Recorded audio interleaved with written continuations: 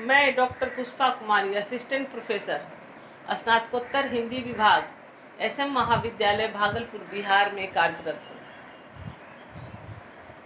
आज हम जिस शीर्षक पे बात करेंगे उसका नाम है मीराबाई के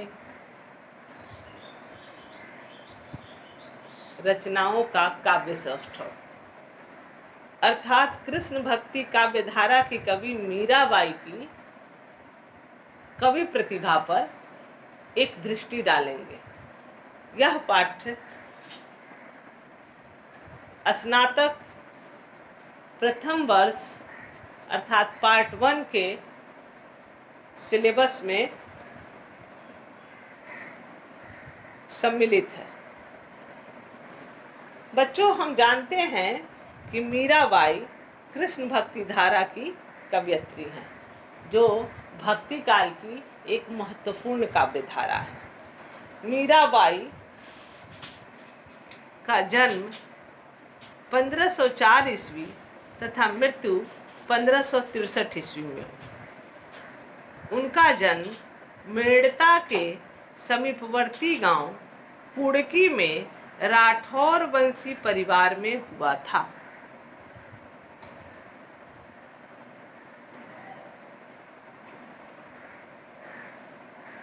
उनके पिता का नाम रत्न सिंह था। मीरा के माता का निधन बचपन में ही हो गया था, अतः वे मेड़ता में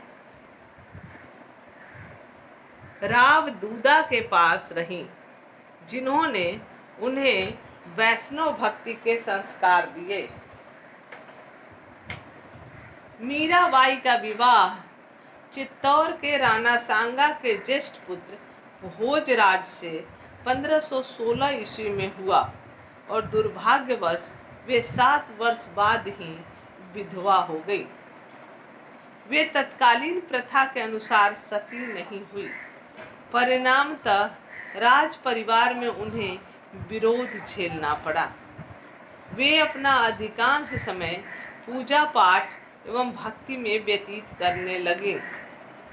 राणा सांगा के उत्तराधिकारी विक्रम सिंह ने मीरा को अनेक यातनाएं दी, पर गिरधर गोपाल के प्रति मीरा की भक्ति भावना अविरल रही। बाद में मीरा के चचेरे भाई जयमल ने उन्हें मेड़ता बुला लिया, किंतु वहां भी वे युद्ध के कारण टिक नहीं पाई और पुष्कर होती हुई वृंदावन पहुंची, जहां उनकी भेंट कृष्ण भक्त जीव गोस्वामी से हुई। तत्पश्चात वे द्वारिका चली गई और रणछोड़ जी के मंदिर में ही उन्होंने शेष जीवन बिताया। मीरा की रचना स्फुट पद ही प्राप्त है, जो वर्तमान में मीराबाई की पदावली के नाम से प्रकाशित हुई है।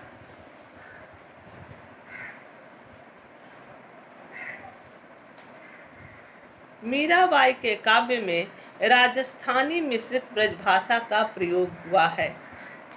उसमें गुजराती का भी पुट है। मीराबाई की उपासना माधुर्य भाव की थी। वे अपने इष्ट देव श्री कृष्ण को प्रियतम के रूप में मानती थी। इस भाव की उपासना में रहस्य का समावेश अनिवार्य है, जिसे शुक्ल जी सूफियों का प्रभाव मानते हैं। मीराबाई की गणना भारत के प्रधान भक्तों में की जाती है। इनका गुणगान नाभादास, ध्रुवदास, व्यास, मलुकदास, नरसिंह जी का नायरा आदि में किया गया है। मीराबाई की रचनाओं में उल्लेखनीय हैं गीत गोविंद टीका, राग गोविंद, राग सोरठ के पद आदि। मीराबाई के 2 पद बहुत प्रसिद्ध हैं। बसो मेरे नैनन में नंदलाल, मोहिनी मूरति सांवरी सूरति, नैना बने रसाल। बसो मेरे नैनन में नंदलाल। और दूसरी, बिरहिनी बावरी सी भई, ऊंची चढ़ी आपने भवन में, टेरत हाय दई। बिरहिनी बावरी सी भई। इस प्रकार मीराबाई के काव्य की भाषा राजस्थानी मिश्रित ब्रजभाषा है। संगीत एवं छंद विधान की दृष्टि से इनका काव्य उच्च कोटि का है। उनके पद विभिन्न राग रागिनियों में निबद्ध है। वियोग, श्रृंगार एवं शांत रसों की प्रधानता उनके काव्य में है। निष्कर्ष: इस प्रकार हम मीराबाई के विवेचन से देख रहे हैं कि मीराबाई भक्ति काल के कृष्ण काव्य धारा की एक महत्वपूर्ण कवयित्री साबित हुई। इन्होंने कृष्ण की उपासना में जो गीत लिखे वही इनकी रचनाओं के रूप में प्रसिद्ध हुई और वो आज लिखित रूप में हमें मीराबाई की पदावली के रूप में प्राप्त है। धन्यवाद।